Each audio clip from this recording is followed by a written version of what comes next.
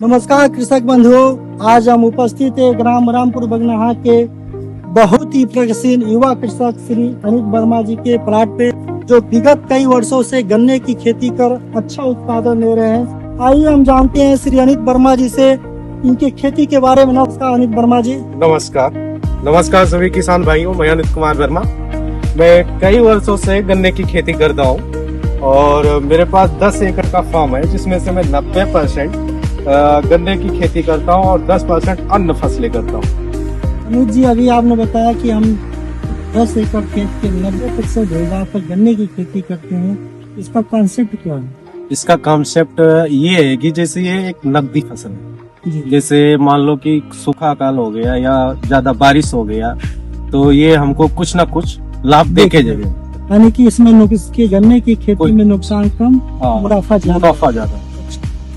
इस वर्ष आपने किस किस प्रजाति की गन्ने की बुआई की है, कृपया बताएं। इस बार हमने 3 से 4 प्रकार की प्रजातियों की बुआई की है, जिसमें से मेरे पास ये 16-202 जो कि ये बहुत अच्छी प्रजाति है। इसमें ट्रेंडिंग जो कि और इसमें कल्ले बहुत ज्यादा निकलते हैं, ये बहुत अच्छी प्रजाति। ये हमारी दूसरी प्रजाति है जो 15-466 है। ये तीसरी प्रजाति हमारी 14-201 जो कि ये बहुत अच्छी प्रजाति है।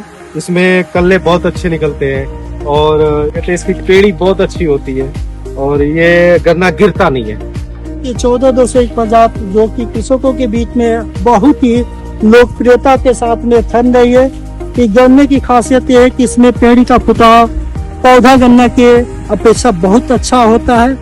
और यदि कुछ बातों को हम ध्यान दें तो इसमें अन्य गन्ने की अपेक्षा बहुत अच्छा उत्पादन ले सकते हैं। जैसे कि समय से बुआई करें, शरद कालीन में गन्ने की बुआई करें और इसका दूरी मेंटेन कर बुआई करें। 3 से 4 फीट पे यदि हम बुआई करते हैं तो इसमें गन्ना में पौधा प्लस पेड़ी दोनों का अच्छा उत्पादन लेके कृषक बंधु अपना लाभ ले सकते हैं।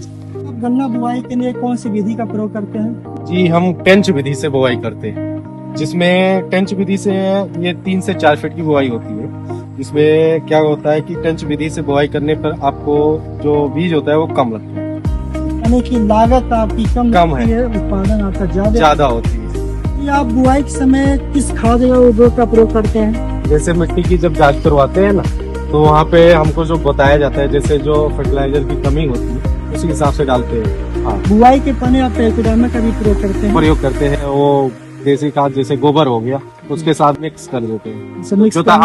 लास्ट जुताई के समय पूरे खेत करके बोके जाऊंगा।